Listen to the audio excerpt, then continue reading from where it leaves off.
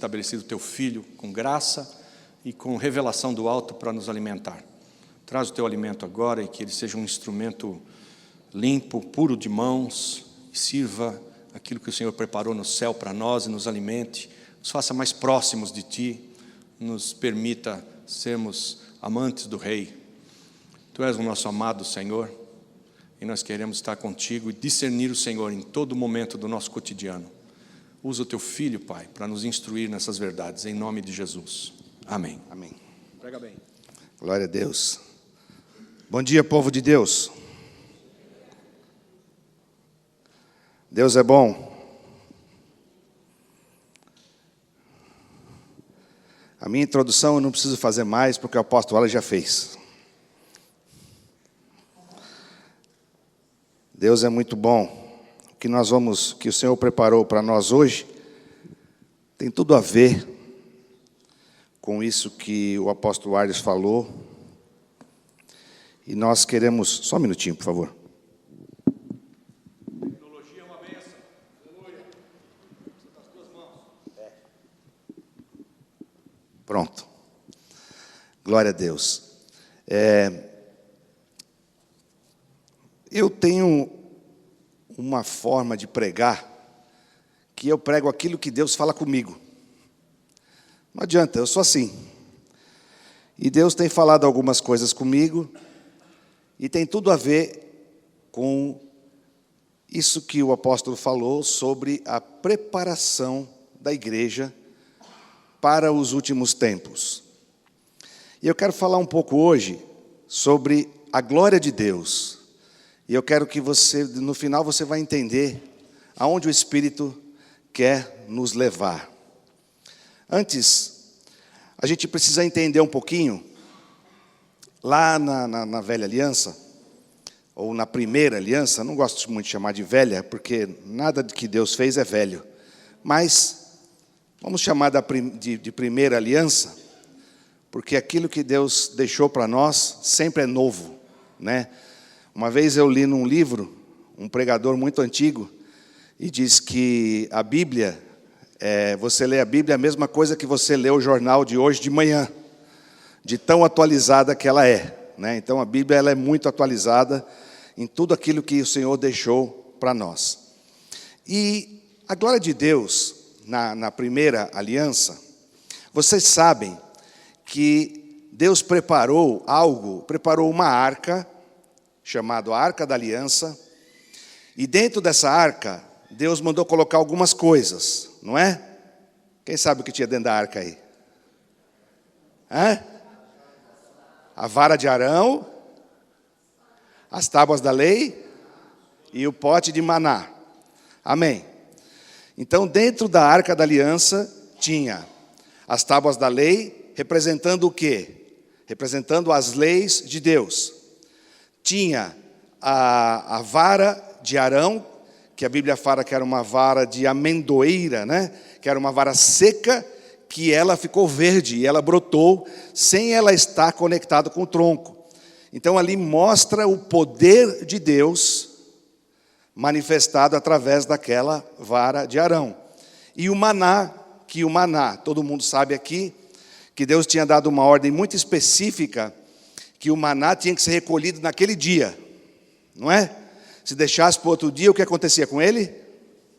Apodrecia, né? E lá dentro da arca tinha um pote de maná que não apodrecia, tinha uma vara verde que nunca deixava de ficar verde, e tinha as tábuas de Moisés, da lei, da aliança, dentro da arca. E isso representava, a arca da aliança, representava a manifestação da glória de Deus. Então Deus se manifestava para aquele povo através da arca da aliança. Então essa arca ela era guardada, ela ficava dentro do tabernáculo e tinha acesso, somente o sumo sacerdote chegava no Santíssimo Lugar e ali a glória de Deus se manifestava. Um dos riscos que a gente corre e que esse povo correu é a gente começar a se acostumar com a glória de Deus. A gente não começar a dar o valor devido para a glória de Deus. A gente se tornar um religioso. A gente se tornar uma pessoa que está acostumada Ah, mas eu vou na igreja, eu já sou crente há tantos anos. Não sei você, mas eu sou crente já há 27 anos que eu sou crente. Então, 27 anos, talvez você, lendo a mesma coisa, talvez você não conseguiria ler 27 anos o mesmo livro. Você não conseguiria assistir 27 anos o mesmo filme, porque isso ia te acostumar, ia te deixar entrar num tédio. Mas a palavra de Deus, ela se renova a cada dia. Muito interessante. Eu nunca me esqueço, quando eu me converti na igreja presbiteriana. Quando eu me converti, eu conheci um homem. Ele tinha 89 anos.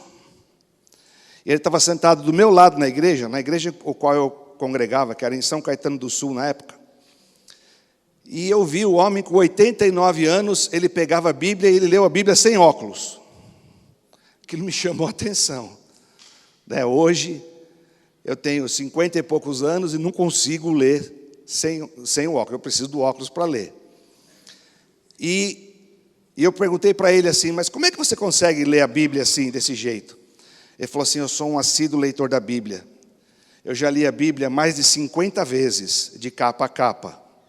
Fora todas as vezes que eu leio e eu não sei nada da palavra de Deus. Aí eu confesso que me deu uma desanimada. O homem leu 50 vezes a Bíblia. Ele vira para mim e fala que não sabia nada da palavra de Deus. E depois, com o tempo, eu fui entendendo o que ele quis dizer, que ele não sabia nada com a palavra de Deus, porque ele podia ler mais 50, que todas as vezes que ele lesse, Deus revelaria alguma coisa tremenda e especial para ele. Depois, com o tempo de maturidade, eu fui entender isso. Mas uma coisa muito particular com esse homem, eu não aguentei, eu perguntei para ele do óculos, né? Como que ele lia sem óculos? E ele falou para mim assim, chegou um tempo, a minha visão começou a ficar turva, e eu não conseguia enxergar mais. E imagina, ele com 50 anos, era 40 anos atrás de 20 anos atrás. Então, pensa em 60 anos atrás, nós estamos falando. E ele não conseguia ter recurso para comprar um óculos. E ele falou para Deus assim, Deus, eu quero enxergar e ler a tua palavra sem óculos, o Senhor me ajuda aí. Sabe o que aconteceu? Ele sofreu um acidente de carro. Deus fez uma cirurgia no olho dele com um acidente de carro. Cadê o Rodrigo? Rodrigo, imagina, os cacos de vidro vinham e fazer certinho a geometria da operação, né? Aquela operação, e o homem ficou 3 dias com o olho tapado, e quando ele tirou a tampa, até aquele dia ele enxergava sem óculos. Fala se Deus não é tremendo. Não é? É maravilhoso. Então, a palavra, a gente não pode se acostumar com a glória de Deus. Eu vou passar aqui alguns versículos, o Vlad me ajuda lá. Porque são alguns versículos que eu gostaria de ler para vocês entenderem um pouco da história, do que aconteceu com a Arca da Aliança. Eu tenho estudado sobre esse assunto já faz algum tempo, e eu queria que você ficasse bem a par disso, para a gente poder finalizar aquilo que o Espírito Santo tem para nos trazer hoje. Amém? Vamos acompanhar então a palavra de Deus. 1 Samuel 5, de 1 a 3.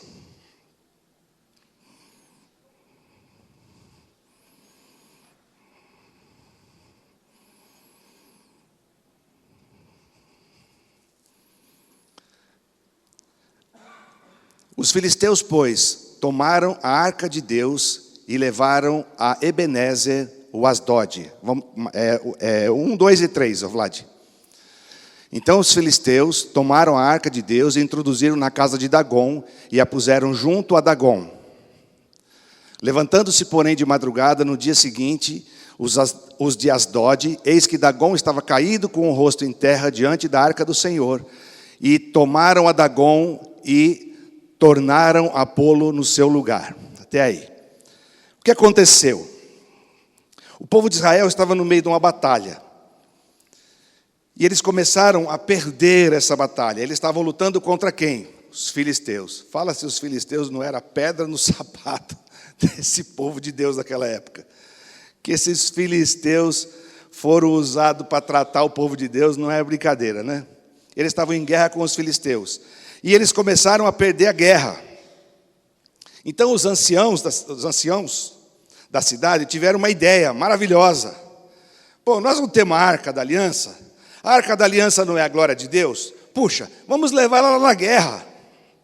Vamos levar a nossa arca na frente da guerra, que aí certamente o Senhor nos dará a vitória. Estávamos perdendo a batalha, nós temos o Deus, a glória de Deus se manifesta na arca, e puseram a Arca da Aliança e levaram lá na frente. Quando a arca chegou, houve uma festa no povo do exército de Israel. E os filisteus ouviram isso. E falou assim: o que está acontecendo que eles estão festejando lá no arraial de guerra? Ah, é porque eles trouxeram a Arca da Aliança. Metade dos filisteus ficaram assim: estamos na roça. Esse Deus dos caras aí não é brincadeira. Ele já se manifestou de um jeito que não é brincadeira. Aí a outra metade falou assim: então a gente já sabe o que fazer. Vamos lá e vamos tomar a arca, vamos tomar a glória daquele Deus e trazer para nós. Ora, se aquilo lá tem sido o motivo daquele povo não ser destruído, aquela arca, aquela glória e aquele Deus, vamos trazer essa glória para nós.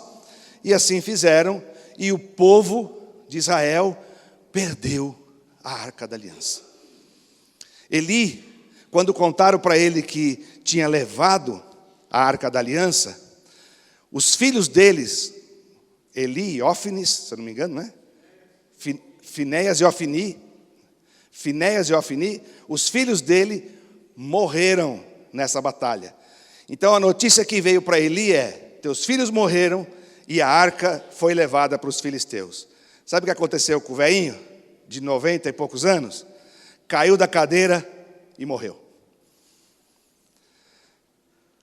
A nora dele estava grávida e nasceu um menino.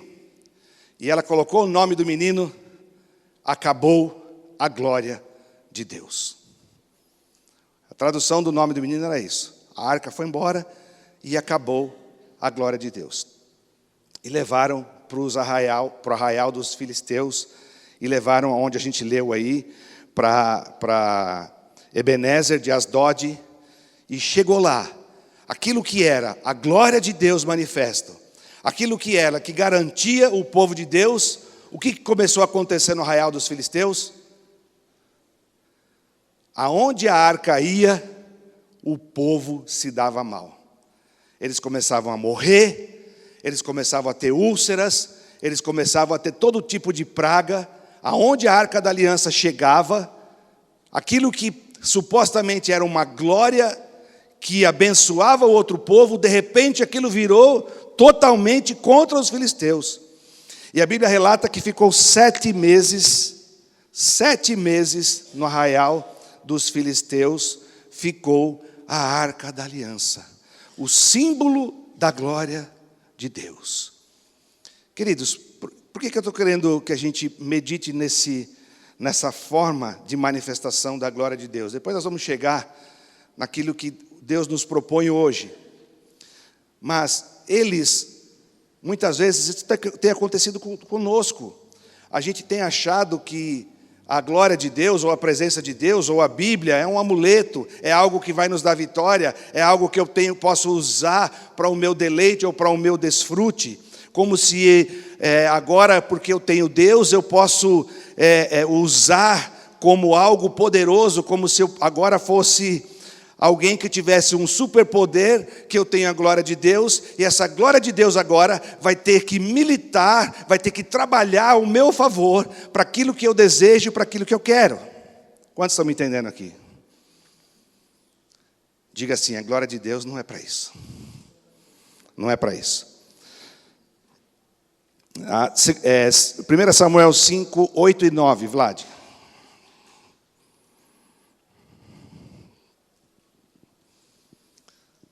Pelo que enviaram mensageiros e congregaram a si todos os chefes dos filisteus e disseram: o que faremos nós da arca de Deus de Israel?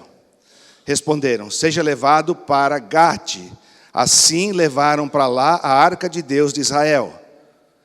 E desde que a levaram para lá, a mão do Senhor veio contra aquela cidade, causando grande pânico, pois feriu aos homens daquela cidade, desde o pequeno até o grande, e nasceram-lhe tumores. Então as pragas começaram a atingir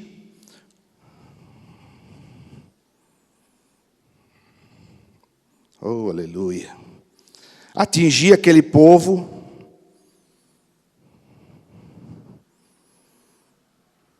Aonde a suposta ferramenta, a suposta arca de Deus estava colocada.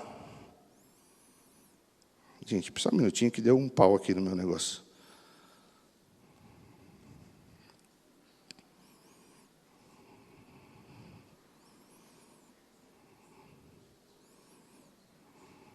Não está mudando o slide, só um minutinho. Oh, aleluia. Bom, vai sem slide mesmo. Amém. Vai sem slide. E aí então, os filisteus começaram a fazer, e agora? O que a gente vai fazer com essa arca? E aí eles tiveram uma ideia, vamos nos livrar disso. Vamos colocar essa arca em cima de um carro de boi, e vamos se ver livre daquilo, porque ninguém mais queria nas cidades, aonde se falava em levar a arca, todo mundo passou agora a ter o medo da glória de Deus. Que eu vou chamar isso aqui de fobia da glória de Deus. Por que se criou uma fobia da glória de Deus? Porque eles não conheciam essa glória de Deus, e então, aonde a arca estava, se manifestava o Deus daquela arca, a glória de Deus se manifestava para trazer juízo sobre aquele lugar. Então, quando a gente tem medo da glória de Deus, a manifestação de Deus vem com juízo sobre nós. O que nós precisamos ter é conhecer e entender o propósito que Deus tem para cada um de nós. Muito bem, colocaram a arca em cima dos carros de boi, e foi andando, e chegou numa cidade, e pegaram essa arca, e levaram para a casa de um tal de Abinadab. E a Bíblia relata que, durante 20 anos, a arca ficou na casa de Abinadab. Mas não é o Abinadab, filho de Saul, e não é o Abinadab, irmão de Davi. Tem vários Abinadab na Bíblia. E ficou lá durante 20 anos. E nesse tempo, foi quando Saul foi ungido rei, e até o final do reinado de Saul, essa arca ficou lá, esquecida, empoeirada, todo mundo com medo de chegar perto dela, todo mundo com fobia da glória de Deus, e ficou lá, e ninguém mexia naquilo. Interessante é que pouco se relata o que aconteceu nesses 20 anos ali na casa de Abinadab, mas ela ficou ali totalmente parada, como se fosse apagada.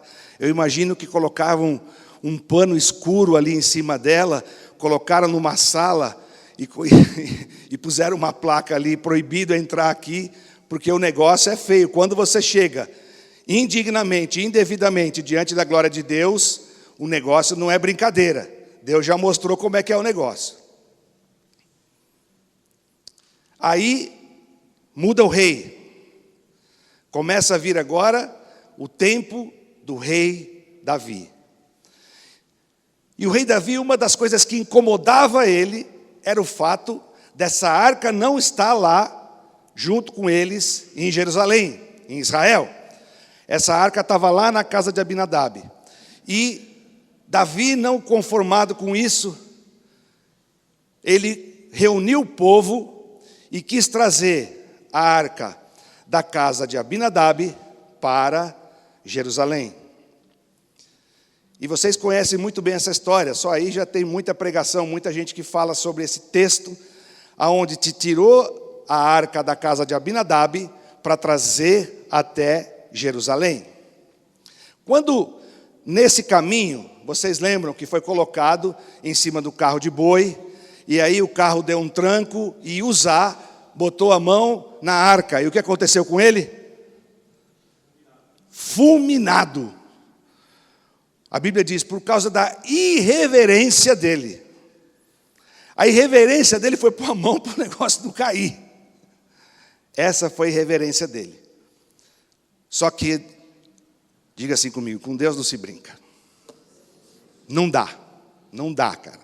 O que Deus falou é prego batido e ponta virada, cara. Entenda isso. O que Deus fala na palavra dele é prego batido e ponta virada. E ele falou que não podiam colocar a mão na arca, tinha que ser transportada por varas no ombro. Foi assim que Deus ensinou, foi assim que Deus determinou, e assim que Deus faz as leis espirituais. As leis espirituais são reais. As leis espirituais são reais como qualquer móvel que a gente vê aqui.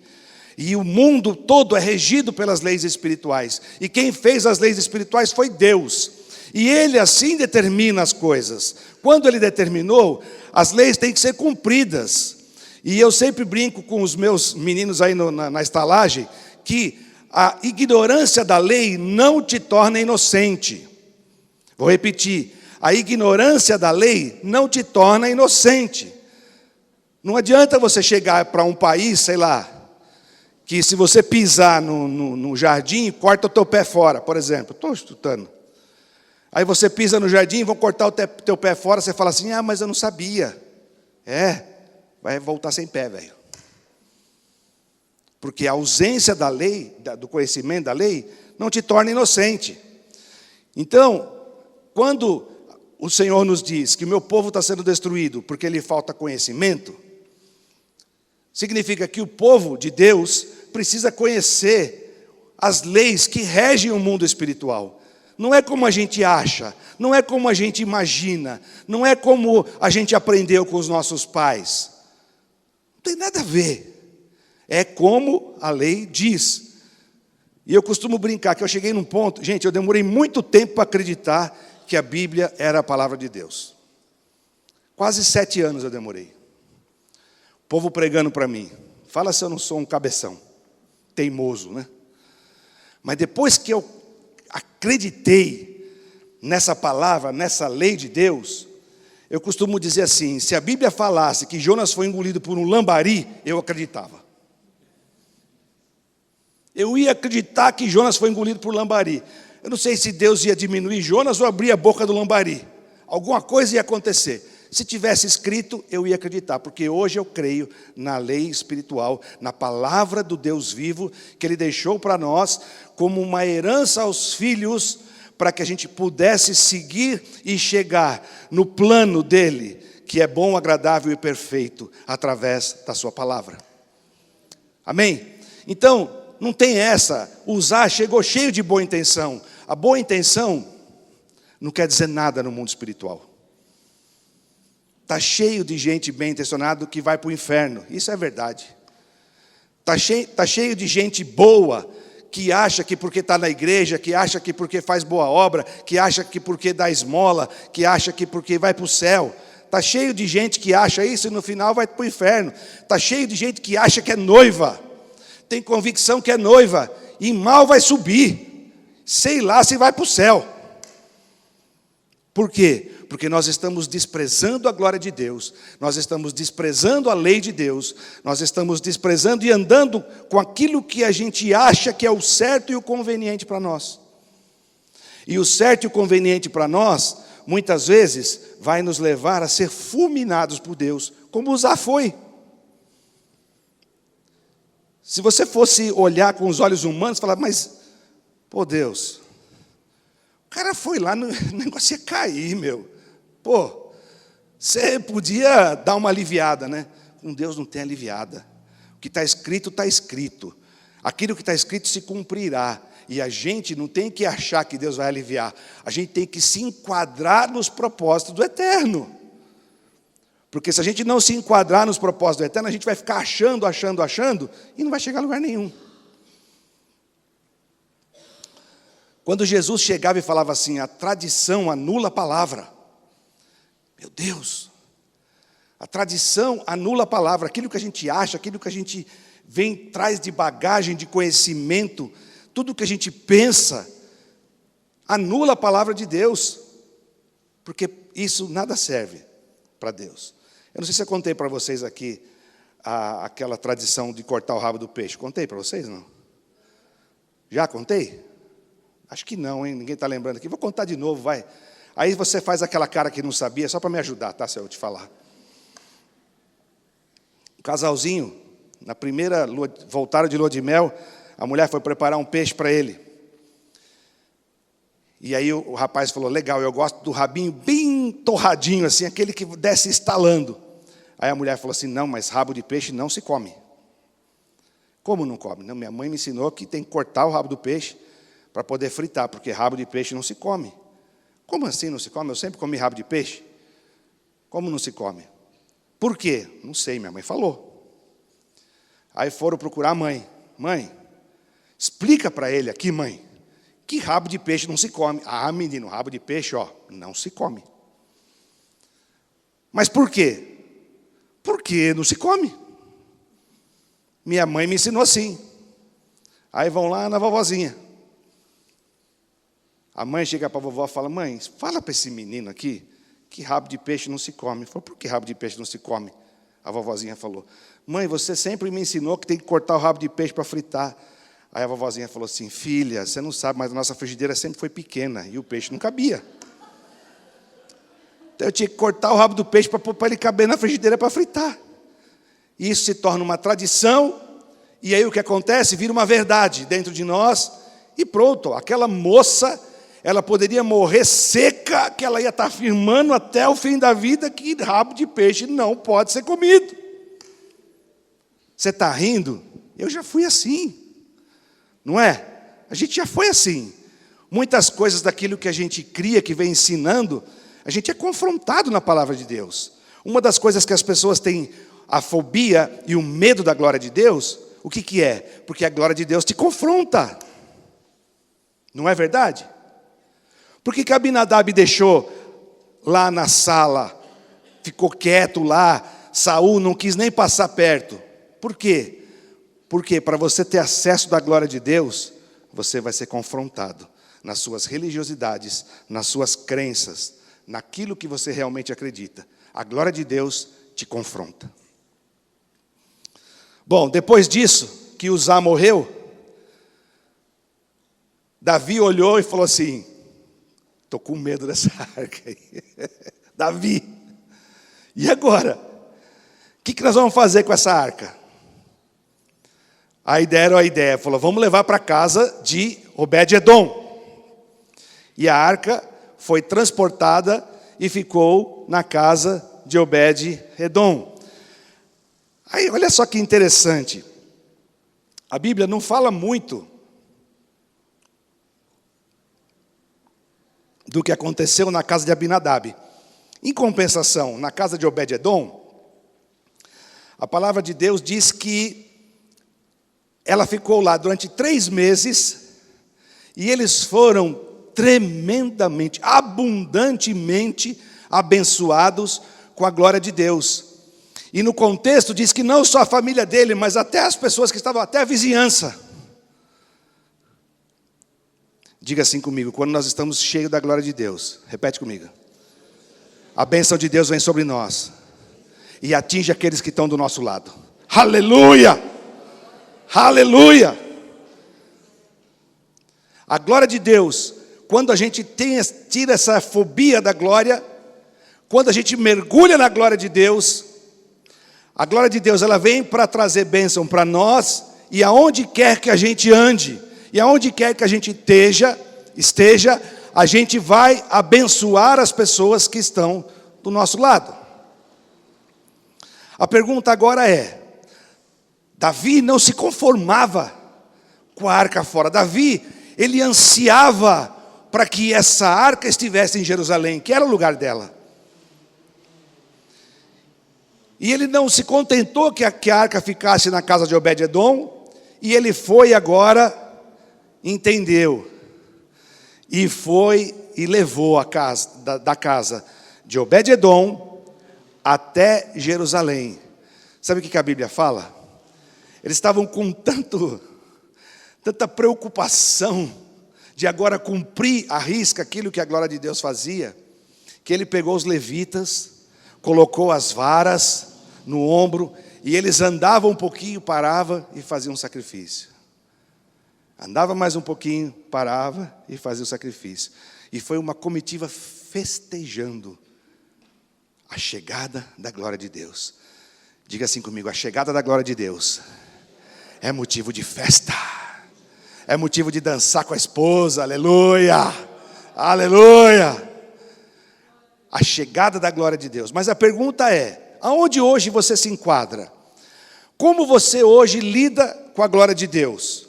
Como Saul, que falou: vamos deixar lá, não vamos mexer com isso agora, porque imagina essa arca, se você tivesse naquele tempo, e o rei Davi falasse para você assim: essa arca vai para a tua casa. Xiii. E aí? Será que essa arca entraria na sua casa? Será que você, como Davi, tem esse anseio de buscar a glória de Deus? Ou será que você é como Saul?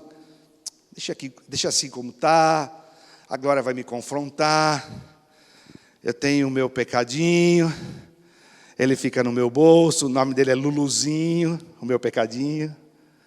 De vez em quando ele põe a cabecinha para fora, eu aliso ele.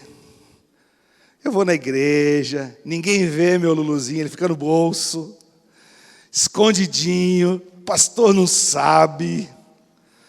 Ninguém sabe. Para que eu vou mexer com a glória de Deus, trazer esse negócio para minha casa, porque aí eu vou ser confrontado com essa glória, e o meu Luluzinho, eu vou ter que abrir mão do meu Luluzinho, tão bonitinho, peludinho, fofinho, maravilhoso meu Luluzinho.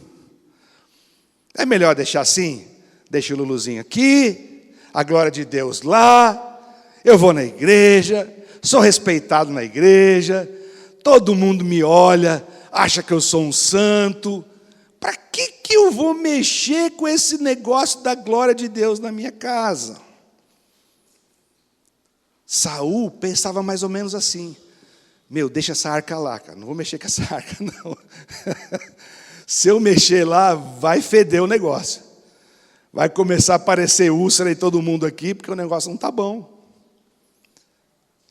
Como é que a gente tem... eu vou colocar agora vou me colocar junto com vocês, tá bom? Porque eu não sou melhor do que ninguém. Pelo contrário. Como é que a gente tem lidado com isso? É melhor a gente deixar essa glória fora de casa?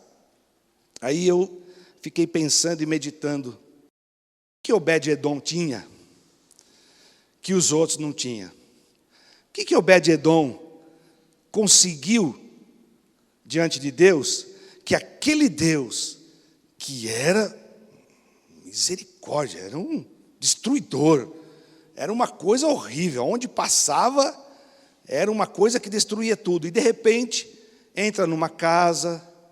Como é que será que era a casa de Obed-edom?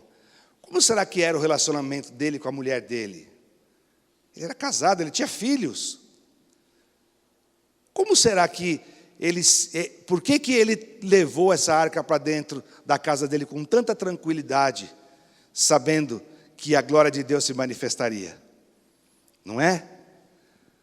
A Bíblia diz assim: quem entrará no Monte Santo do Senhor? Aquele que tem mãos puras. Aquele que não passa a mão no Luluzinho. Porque assim, gente, pecado, a gente tem. A gente derrapa, fala besteira, faz coisas que não deveria fazer. Eu não estou querendo que vocês levem para esse nível de pecado. Eu estou querendo que a gente leve para a prática de pecado. Para aquilo que a gente sabe que é pecado e a gente não quebre mão dele. Porque o pecado, ele não é feio. O pecado ele é gostoso, aparentemente. Aparentemente ele dá prazer para nós, o pecado. Porque se fosse uma coisa ruim, se fosse uma coisa que traria desconforto para nós, ninguém pecava. Não é? Vocês estão comigo nessa? Não é? O que tinha naquela casa? Como era o relacionamento dele com a mulher dele? Era aquele relacionamento que chamava amor e amor? Ou amor, vem para cá, ou amor, vem para cá. Mas por que você chama ela de amor? Ah, já esqueci o nome dela faz 20 anos já. Eu não sei mais o nome dela, então eu chamo de amor.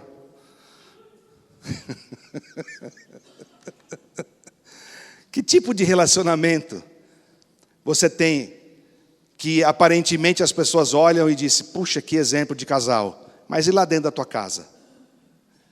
Se a arca entrasse lá? Só que eu tenho uma notícia ruim e uma notícia boa para você agora. A notícia ruim é o seguinte: a glória de Deus não se manifesta mais na arca. A glória de Deus agora se manifesta em nós. Aonde está o Espírito de Deus. Nós cantamos aqui, né? Vou mergulhar nas águas do Espírito e Espírito guie o meu caminho. Não é? Tem muita gente que está igual o Zeca Pagodinho aí, né? Deixa a vida me levar, vida leva eu. Vai dizer que você não conhece, vai. Está fazendo essa cara de espanto aí que não conhece. Eu não escuto essa música, mas essa todo mundo conhece, né? Deixa a vida me levar. Que vida me levar? A vida vai me levar para o inferno. Eu preciso seguir os caminhos do Espírito de Deus. Eu preciso mergulhar nas águas do Espírito de Deus, para que a glória de Deus se manifeste. Sabe por quê? Porque a noiva reflete a glória de Deus. Aonde eu queria chegar, aonde o apóstolo Arles fez a introdução. Então não adianta você achar que é noiva, não adianta você pensar que é noiva, não adianta você se vestir de noiva, não adianta você se maquiar como noiva, mas se a glória de Deus não se manifestar na sua vida, você não é noiva. Porque a glória de Deus reflete na noiva. A noiva é aquela que reflete a glória de Deus. Então como é que nós vamos saber se nós somos noiva ou não? A glória de Deus está se manifestando na sua vida, na sua casa. Tuas mãos estão limpas. Não é brincadeira, gente. A gente vê pessoas pregando aí. Eu não ouço muitas pregações fora aqui da igreja, mas eu ouço algumas. E o povo tudo aí está pregando, sabe o quê? O arrebatamento e o relacionamento com Cristo. Porque também não adianta falar só de arrebatamento. Tem que ensinar o povo que para se arrebatar tem que ter um relacionamento com Cristo. Então eu pego pessoas que nunca falaram sobre isso, falando agora sobre vida no Espírito, sobre ter relacionamento com Jesus, a importância de ter relacionamento, a importância de ser noiva. Não basta a gente sentar em cima de uma religiosidade e dizer, não, que eu sou da CCJ, meu, você está de brincadeira? Sabe quem é o meu pastor? Apóstolo Arles Marques. Cara, isso é garantia de ser noiva. Pronto. Eu tenho o selo da igreja, selo do apóstolo. Cara, certeza que eu sou noiva. Não se arribe nisso. Não vai ficar achando que é isso, porque agora está o momento de você buscar individualmente, na sua casa, no seu lar, um relacionamento estreito com o Senhor. Porque se Jesus vai voltar, ou a igreja vai ser arrebatada em setembro, outubro, novembro, eu não sei. Mas que vai ser logo, vai. Tudo indica que é setembro, né? Eu costumo brincar com o apóstolo aqui, que eu faço aniversário em setembro, vou fazer uma festa da cheque predatado para outubro, aleluia. Aí se não for arrebatado, além de ficar aqui, vou ficar com um monte de dívida de pessoa. Misericórdia. Eu sei que está aí, mas por que que os homens de Deus estão preocupados em dizer e trazer essa mensagem para a igreja? Por que que esses homens de Deus estão tão preocupados em trazer isso? Por quê? Porque a igreja precisa acordar e tomar consciência que nós temos deixado a glória de Deus cobertinha lá longe de nós, por uma religiosidade. E a igreja despertar e dizer assim, como Davi, eu quero a glória de Deus. Davi morria de medo, mas eu quero. Eu vou ser confrontado? Não, mas eu quero. Eu vou ter que deixar meu pecado, mas eu quero. Talvez eu vou ter que confessar para o meu pastor que eu não sou tão santo assim. Eu quero tirar, quero limpar essas coisas da minha vida. Eu quero ter um relacionamento com o Senhor, eu quero buscar a glória dEle. E isso agora, individualmente, nós precisamos buscar isso. Isso não depende mais, minha mulher é muito crente. E aí, querido, não quer nem saber, tua mulher vai, você fica. Não, mas o meu marido é levita. Quantos estão entendendo aqui? A seriedade do momento em que a igreja vive agora é muito sério. É um momento de vida ou morte. Diga comigo assim, vida ou morte. Vida ou morte. Pelo menos essa sensação que eu estou tendo. É esse sentimento que eu estou tendo. Com tudo isso acontecendo. Com as coisas indo de mal a pior. Tudo que você vê de notícia. Antigamente você entrava na Europa, era moleza entrar na Europa. Agora, estava até conversando com ela, tem uma amiga nossa lá que está lá presa que não conseguiu entrar. Por quê? Por causa do terrorismo. Eles não têm lá o PCC, mas tem o terrorismo assolando aquele continente. O Estado Islâmico vindo e pregando. O apóstolo Gilberto colocou aquele desenho que está passando na França, loja de suicídio para as crianças, ensinando crianças a se suicidar. A Europa está assim, o mundo está assim, a coisa está feia. Mas por que a gente prega isso? Para você ter medo? Prega isso para você não fazer mais nada? Não! Pelo contrário, agora é tempo de fazer. Agora é tempo de se mexer. Agora é tempo de ir atrás da glória de Deus. Agora é tempo de chamar aqueles que estão perdidos. Agora é a hora de chamar aqueles que ninguém dá nada por eles. Agora é o momento. Eu tive há 3 semanas atrás, 4 semanas, a irmã Antonina. Quantos conhecem a irmã Antonina aqui? Uma barbizinha desse tamanhozinho assim, ó. Ela trabalhou 30 e tantos anos evangelizando na penitenciária feminina. E eu estive lá representando a comunhão cristã, e ela recebeu uma sala e uma placa lá na penitenciária. Tem uma sala lá, Antonina, não sei das quantas. De Croce Andioto. Isso aí. E eu estive lá. Por que eu estou falando isso? Porque foi a primeira vez que eu entro dentro de um presídio. Eu nunca tinha entrado. Eu já tinha ajudado, eu já tinha enviado bíblias, já tinha enviado folhetos, tinha mandado pessoas, mas eu pessoalmente nunca tinha entrado. E quando eu entrei lá, eu vi aquele monte de... É feminino, né? Um monte de jovens. E eu olhando para aquilo, falei assim, essas meninas não têm cara de assassina, de bandida. O que essas meninas estão fazendo aqui? Aí eu não me aguentei, fui lá e perguntei para a diretora do presídio. Falei, quantas detentas você tem aqui? 2.300 e pouco. Falei, uau! E essas meninas tudo aqui, minha filha, o que elas fizeram? Falei, pastor, tudo porque leva droga para os namorados na cadeia. A maioria. Esmagadora das moças que estão presas são moças que levam drogas para os namorados dentro da cadeia quando estão presos. Aí você vai falar assim, mas tem que ser muito burra para levar droga lá dentro da cadeia. Eu vou contar para você o que aconteceu muito perto. Eu tinha na minha casa uma moça, uma senhora, que fazia faxina para nós lá na nossa casa uma vez por semana. E o filho dela foi pego com droga. Ele não era traficante, mas estava com uma quantidade alta de droga e foi preso como traficante. E a irmã dele foi visitar na cadeia. Quando a irmã dele entrou, um dos detentos viu ela e disse assim: daqui para frente você vai procurar fulano de tal e vai trazer droga para mim aqui na cadeia. Ela falou: não, eu não vou não. Ele falou assim: se você não trouxer, o seu irmão vai morrer aqui dentro. Eu vou matar o teu irmão. A próxima vez que você vier aqui, ele vai estar morto. Olha o mundo cão que a gente desconhece. Aí ela ficou apavorada e também por falta de orientação, aí toda aquela história que a gente já sabe, né? Falta pai, não tinha pai na casa, aquele negócio todo. Falta de discernimento, começou a levar a droga, achando que ela ia ser responsável pela morte do irmão. E o que aconteceu? Foi pega e foi para a cadeia.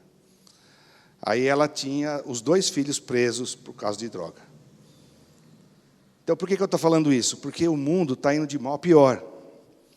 E, quando eu fui lá nessa penitenciária, eu vi, gente, que ainda tem gente que ama aquele povo, que vai lá e faz um trabalho como a Antonina. Conheci uma moça lá, ela estava quase 20 anos lá. Ela falou assim para mim: pastor, a gente fazia um trabalho aqui, ensinando elas a fazer tricô, né? Oficina de tricô. Só que ninguém nos ajudava no começo. A gente não tinha sequer lã para fazer o trabalho. Então elas faziam de dia e eu passava a noite desmanchando o que elas faziam para dar lã para outra turma fazer no outro dia. E, gente, tem gente boa nesse mundo. Tem gente que está entendendo o chamado. Tem gente que está querendo cumprir o chamado de Deus. E ir atrás das pessoas realmente que estão necessitadas. Parar de olhar um pouco para nós. E para mim foi muito bom que eu fui lá, eu já estava começando a querer, porque você entra numa situação complicada, você já começa a querer olhar para Deus, né? E dar umas rateadas com Deus, né? Ou só eu que sou assim? Aí quando você vai lá, eu voltei e falei: Deus, eu sou não vou nem falar o nome que eu pensei que eu era, mas um Zé Ninguém, viu? Sou nada. Tenho uma vida tão boa, e às vezes ainda reclamo, porque não consigo trocar de carro, porque não consigo trocar de celular, porque talvez a minha conta bancária não está tão recheada como eu gostaria que tivesse. Isso não tem nada a ver com a glória de Deus. A glória de Deus não é feita para te enriquecer.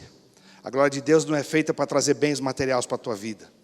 A glória de Deus não é feita para isso. Como consequência da manifestação da glória de Deus na sua vida, Deus pode te trazer abastança. Mas não é um amuleto. Não é como o povo fazia, de mandar a arca na frente para você conseguir os teus objetivos.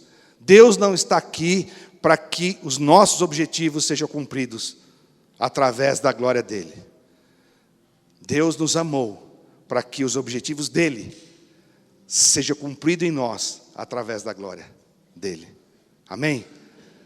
Então, queridos, eu queria que a gente meditasse nessa palavra, eu quero orar, quero que você busque a presença de Deus, porque nós precisamos cada vez mais, e ali na presença de Deus, onde você vai ser confrontado.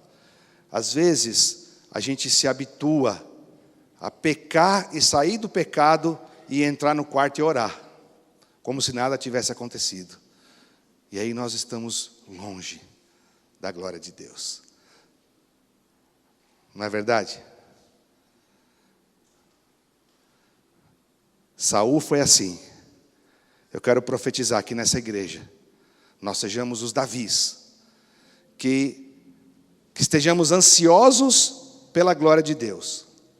Que estejamos ansiosos, ainda que eu tenha que ser confrontado. Ainda que o meu pecado seja colocado como espelho diante de mim. Não é fácil isso, né, gente? Fala aí.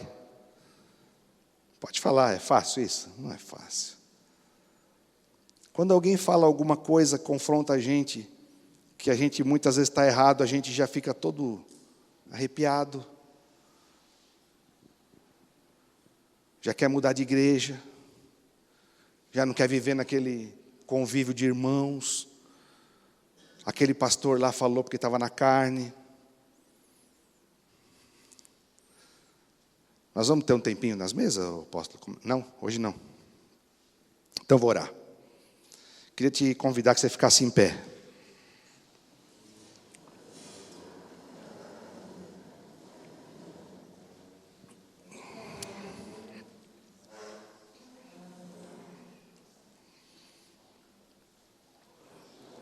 E que você pudesse, nessa manhã, ouvir aquilo que o Espírito diz para nós como igreja. É tempo de ansiarmos pela glória de Deus. Só que no início pode ser que você seja confrontado em alguns aspectos. Mas a glória de Deus vai nos garantir um relacionamento com Ele. E seremos noivas. Noivar de Cristo. Feche seus olhos. Senhor Deus, em nome de Jesus, nos colocamos ante a Tua presença nesta manhã. Senhor, em primeiro lugar, nós te agradecemos pela Tua fidelidade, porque a Tua misericórdia se renovou nas nossas vidas nesta manhã.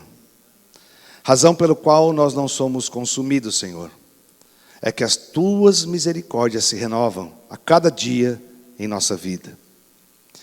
Senhor, nós somos gratos a Ti e ao Teu Espírito Santo, que anseia que a igreja desperte, que a igreja tenha o prazer e o anseio de buscar a Tua glória, de buscar a Tua presença. Não para fins pessoais, Senhor, não para propósitos pessoais, mas para que se cumpra o propósito eterno do Senhor nas nossas vidas. Nos colocamos aqui, Senhor, cada um diante de Ti. Em primeiro lugar, Pai, pedindo perdão ao Senhor pelos nossos pecados, por aquilo que fizemos, por aquilo que deixamos de fazer, Senhor, pelos nossos pensamentos, Senhor, pelas nossas atitudes, Senhor. Muitas vezes, Senhor, temos entristecido o Teu Espírito que em nós habita. Mas nesta manhã, Senhor, em nome de Jesus, eu creio que o Senhor levanta um povo corajoso, porque temos que ter coragem para nos dispormos a sermos confrontados com a Tua glória. Mas é muito bom, Senhor, quando a Tua glória se manifesta. Vem a Tua bênção, a Tua graça, o prazer desse desfrute do Teu Espírito Santo. Oh, Papai, em nome de Jesus, Tu sabes, Senhor, Tu conheces os propósitos desta igreja local. Tu sabes, Senhor, que esta igreja tem sido ensinada e preparada para o dia da Tua volta, do arrebatamento da noiva, Senhor. Em nome de Jesus Cristo, meu Pai querido, Espírito Santo, amigo e companheiro, Jesus Cristo, nosso Senhor e Salvador, nós nos prostramos ante a Ti, Senhor, e declaramos que não somos nada nem ninguém sem o Senhor, que precisamos de Ti, Senhor, como o ar que respiramos, que precisamos, Senhor, da Tua glória manifesta em nossas vidas. Pai, perdoa-nos por todo o egocentrismo. Pai, temos pensado muito em nós mesmos, temos sido insensíveis ao chamamento do Teu Espírito. Nos ajuda, Senhor, nos ajuda, Senhor, nos ajuda, Senhor, a que a Tua glória influencie o meio em que vivemos, aonde estamos, as pessoas que estão ao nosso redor.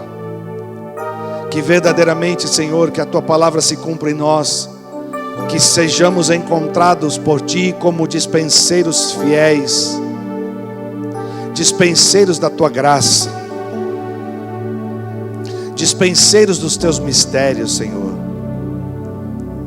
Usa-nos, Senhor, como uma igreja viva, uma igreja poderosa, aonde se manifeste como na Arca da Aliança, se manifeste as tábuas da Tua palavra, que que a tua palavra é a verdade.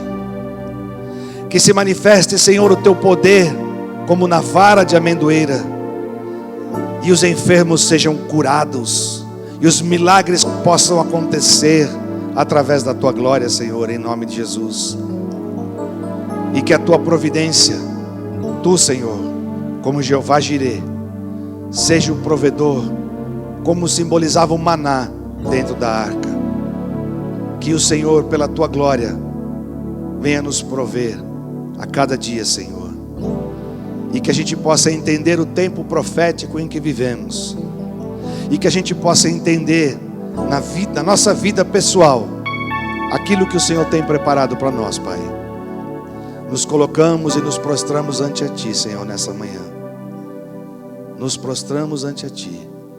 E eu quero profetizar sobre esta igreja local. Quero profetizar servos como Obed-Edom, que o nome significava servo de Edom. Que nós sejamos teus servos, Senhor, em primeiro lugar. Que a tua glória nos seja para a gente de fato se tornar servo, servirmos uns aos outros com alegria, e que se manifeste, Pai, o teu sobrenatural sobre esta igreja local, preparando-nos, Pai, para o arrebatamento, preparando-nos, Senhor, para esses dias que estão por vir. Nós queremos, Pai, nos mover de acordo com a tua lei e com a tua palavra, de acordo com a tua revelação e de acordo com o entendimento do teu Espírito Santo que habita em nós. Que o mesmo Espírito do Senhor, que conhece todos os mistérios do Senhor, se revele a nós com o teu Espírito, Pai, para que a gente possa compreender a totalidade do chamamento e do projeto do Senhor para cada um de nós. Nós te agradecemos pela tua fidelidade. Unge este povo, Senhor, com santidade. Unge este povo, Senhor, com mãos limpas. Unge este povo, Senhor, com um desejo santo de estar e buscar a tua glória. Essa é a nossa oração em nome de Jesus. Amém. Amém. Amém. Vamos aplaudir ao Senhor. Aleluia.